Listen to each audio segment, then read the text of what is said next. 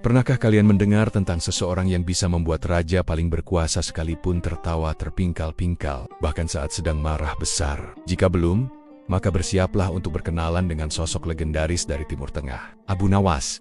Abu Nawas bukan sekadar tokoh dalam dongeng. Ia adalah penyair ulung yang hidup pada masa kejayaan dinasti Abbasiyah, di bawah pemerintahan Khalifah Harun ar-Rasyid. Ia adalah simbol kecerdikan rakyat jelata dalam menghadapi kekuasaan. Kisah-kisahnya menjadi cerminan bahwa akal sehat dan humor bisa menjadi senjata paling ampuh untuk mengatasi masalah serumit apapun. Hari ini, kita akan menyelami beberapa kisah paling ikonik dari Abu Nawas yang akan membuat kita tertawa, berpikir, dan mungkin sedikit terinspirasi. Dari istana megah hingga pasar yang ramai, mari kita ikuti petualangan Abu Nawas yang tak pernah gagal mengocok perut dan mengasah otak. Salah satu kisah yang paling terkenal adalah ketika Baginda Raja Harun ar-Rasyid tiba-tiba ingin melihat istananya dipenuhi oleh lembu. Ya, kalian tidak salah dengar, lembu. Entah apa yang ada di pikiran Baginda. Ia memerintahkan semua warganya untuk membawa seekor lembu ke istana keesokan harinya. Perintah ini tentu saja membuat seluruh negeri gempar. Para menteri dan penasihat istana pusing tujuh keliling. Bagaimana mungkin istana yang megah bisa menampung ribuan lembu? Pasti akan sangat kotor, berisik, dan bau. Mereka mencoba menasihati Baginda, tapi sang raja tetap pada pendiriannya. Di tengah kepanikan itu, para menteri teringat satu nama, Abu Nawas. Siapa lagi yang bisa menyelesaikan masalah aneh seperti ini kalau bukan dia? Maka, dipanggillah Abu Nawas ke istana. Setelah mendengar perintah Baginda, Abu Nawas tidak langsung panik. Ia malah tersenyum tipis, seolah sudah punya jawaban di sakunya. Dengan penuh percaya diri, ia berkata, "Ampun Baginda, perintah Paduka adalah titah yang harus hamba laksanakan. Namun, ada satu syarat kecil jika Paduka ingin istana ini benar-benar dipenuhi lembu." Baginda Raja yang penasaran pun bertanya, "Apa syaratmu, Abu Nawas?" Dengan tenang, Abu Nawas menjawab, "Syaratnya sederhana, Baginda. Paduka harus menjadi lembu yang pertama kali masuk ke istana dan memimpin semua lembu lainnya. Karena seekor pemimpin harus memberi contoh, bukan?" Mendengar itu, Baginda Raja terdiam sejenak. Ia membayangkan dirinya berjalan merangkak sambil menirukan suara lembu, memimpin ribuan hewan ternak masuk ke istananya sendiri. Wajahnya langsung memerah menahan malu sekaligus tawa. Akhirnya, tawa Baginda meledak. Ia sadar betul betapa konyolnya permintaannya. Berkat kecerdikan Abu Nawas, perintah aneh itu pun dibatalkan, dan istana selamat dari invasi lembu. Abu Nawas sekali lagi membuktikan bahwa logika yang dibalut humor adalah cara terbaik untuk menyadarkan penguasa yang paling keras kepala sekalipun. Cerita lainnya yang tak kalah menggelitik adalah saat Abu Nawas dituduh mencuri. Suatu hari, seorang saudagar kaya datang mengadu kepada Baginda Raja. Ia mengaku kehilangan sekantong penuh koin emas dan menuduh Abu Nawas sebagai pelakunya. Tentu saja ini tuduhan serius. Baginda Raja segera memanggil Abu Nawas untuk diadili. Abu Nawas datang dengan wajah tenang, seolah tidak terjadi apa-apa. Di hadapan Raja, saudagar itu dengan berapi-api menceritakan bagaimana ia yakin Abu Nawas adalah pencurinya, meskipun tanpa bukti yang kuat. Baginda Raja menatap Abu Nawas dan bertanya, "Benarkah engkau mencuri emas milik saudagar ini, wahai Abu Nawas?" Abu Nawas menggeleng pelan. "Ampun Baginda, bagaimana mungkin saya mencuri? Saya bahkan tidak tahu di mana saudagar ini menyimpan emasnya." Saudagar itu menyahut, "Bohong, kau pasti tahu." Abu Nawas lalu tersenyum licik dan berkata kepada Raja, "Baginda, saya punya cara untuk membuktikan siapa pencuri sebenarnya. Bakar saja sebuah panci besar hingga panas membara, lalu perintahkan kami berdua untuk menyentuhnya. Siapapun yang tangannya tidak melepuh, dialah yang jujur." Ide ini terdengar aneh, tapi Baginda Raja setuju. Sebuah panci besar pun dipanaskan hingga membara. Asap tipis mengepul dari permukaannya. Pertama, sang saudagar dipersilakan maju. Melihat panci yang begitu panas, ia gemetar ketakutan. Ia tahu tangannya pasti akan hancur jika menyentuhnya. Ia ragu-ragu, wajahnya pucat pasi. Saat gilirannya tiba, Abu Nawas berjalan dengan santai. Tanpa ragu, ia mengulurkan tangannya, tapi tidak ke arah panci panas. Ia justru menyentuh panci lain yang dingin di sebelahnya sambil berkata, "Nah, seperti ini caranya." Semua orang di ruangan itu tertawa terbahak-bahak. Sang saudagar yang tadi menuduh kini berdiri dengan wajah memerah karena malu. Ia sadar telah dijebak oleh akal bulus Abu Nawas. Dengan pembuktian yang jenaka itu, Abu Nawas menunjukkan bahwa tuduhan tanpa bukti hanyalah omong kosong. Ia membersihkan namanya bukan dengan argumen yang rumit, tapi dengan sebuah permainan psikologis yang cerdas dan lucu. Baginda Raja pun membebaskan Abu Nawas dan memberikan hadiah atas kecerdikannya. Namun, tidak semua kisah Abu Nawas berakhir dengan tawa bahagia di istana. Ada kalanya, Keisengan Baginda Raja benar-benar mengancam nyawanya. Seperti pada suatu hari, ketika Baginda merasa bosan dan ingin menguji Abu Nawas dengan ujian yang mustahil. Ia memanggil Abu Nawas dan memberinya titah.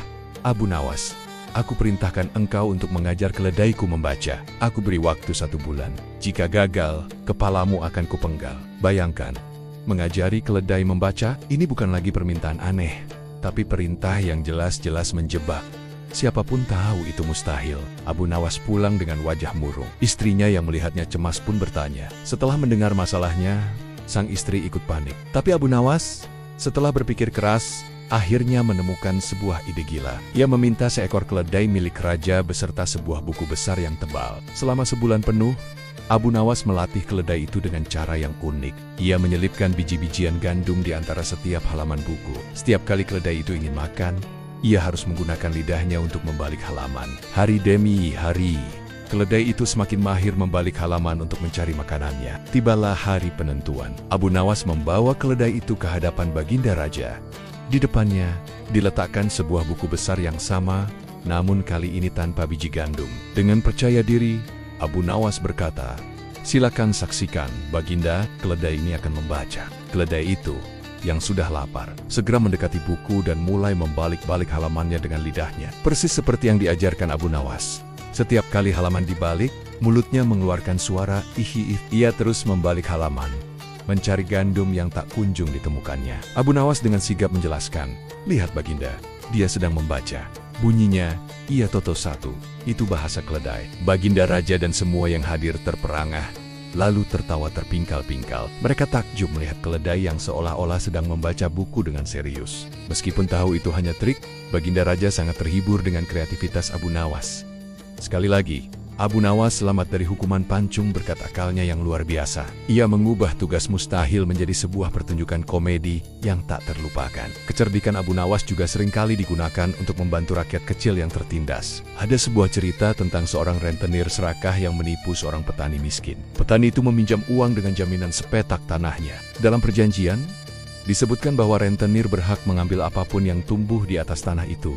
Saat jatuh tempo, petani itu berpikir ia akan menanam padi, sehingga hanya padinya yang akan diambil. Namun, si rentenir yang licik ternyata punya rencana lain. Saat waktu panen tiba, ia tidak hanya mengambil padi, tapi juga mengklaim tanah itu sendiri, dengan alasan bahwa tanah adalah tempat padi itu tumbuh. Petani malang itu menangis dan mengadu kemana-mana, tapi tidak ada yang bisa membantunya. Akhirnya, ia datang kepada Abu Nawas. Setelah mendengar ceritanya, Abu Nawas tersenyum. Ia punya rencana. Ia menyarankan petani itu untuk menuruti kemauan si rentenir, tapi dengan satu syarat. Abu Nawas selalu membisikkan sesuatu ke telinga petani itu. Keesokan harinya, petani itu menemui si rentenir dan berkata, "Baiklah Tuan, ambillah tanah ini. Tapi sesuai perjanjian, Tuan hanya berhak atas apa yang tumbuh di atasnya. Jadi, silakan ambil tanah lapisan atas saja, karena disitulah padiku tumbuh. Tanah di bawahnya tetap milikku." Si rentenir terkejut. Ia tidak pernah berpikir sejauh itu.